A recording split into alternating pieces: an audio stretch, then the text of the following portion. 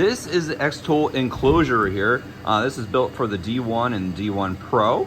It's really nice. So it's going to help keep all of the fumes inside, and then it also vents out through wherever you want it to go ahead and vent out to. I just vented out into the open area out there. It does have a tinted plastic top up here for it, but right here it is kind of nice. It's a simple enclosure.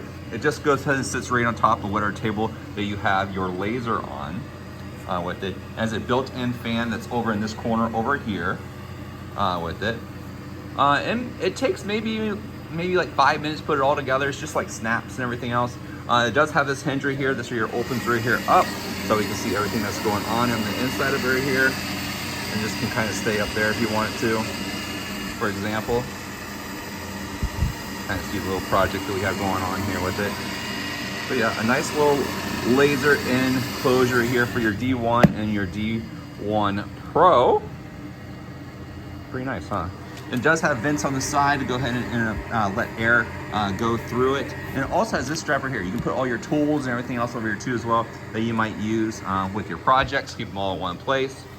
But right there's the fan. Just make sure when you put it together that the fan faces the right way. I actually plugged it in and then make sure the fan was blowing out.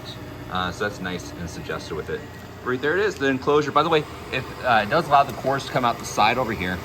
So if you do take it up a level or two, you can go ahead and move that up and allow the button, your power button, and your cords to go through that little area right there. So that right there is the enclosure, and I hope you enjoy it as well.